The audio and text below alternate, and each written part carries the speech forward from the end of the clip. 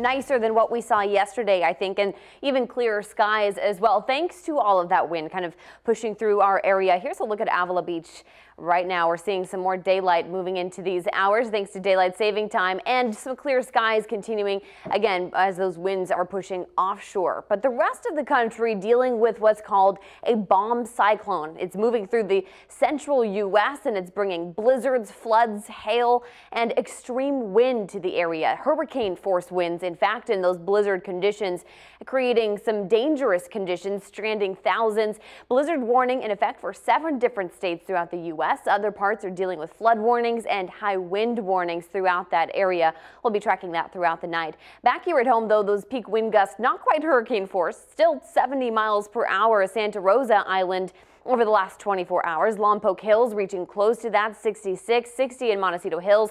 Avila Beach close to 50 miles per hour. Those current winds have calmed down quite a bit, but still breezy in Santa Maria and San Luis Obispo, close to 15 miles per hour. As you move into your Thursday, anywhere from 15 to 25 miles per hour wind it can be expected, but still stay below advisory levels for this area. Potential of seeing that stick around through the rest of your Thursday. It is looking like it'll start to calm down by your Friday.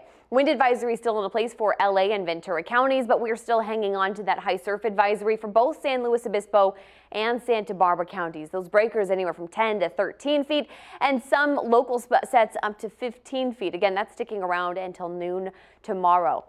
Current conditions, taking a look outside, it is gorgeous out there, and all of these sun icons, we haven't seen this in a while, so take it in, soak it in. We're still looking at some of these cooler conditions thanks to that cold front that was pushing through our area that brought all of that wind, but we're seeing those clear skies continue, and our temperatures are only going to increase from here as high pressure starts to build into the area. Partly cloudy skies for tomorrow into your Friday as well, so it's shaping up to be a really nice weekend ahead of us. Taking a look at those temperatures as we're starting to see that increase just a tad. Right now near normal, and it'll start to move towards above normal for this time of year, closer to the high 60s for Coastal Valley, 64 Paso, 66 in Santa Barbara. Overnights into the 30s and 40s for most locations, but if you're inland, it's a lot cooler, closer to the mid 30s. Some locations seeing close to freezing overnight, like Paso, Atascadero, 62 in California Valley with freezing temperatures overnight. Keep that in mind. Rio Grande and the 5 cities area stretching into the high 60s for those daytime highs. If you're on the north coast, a bit cooler with the mid 60s.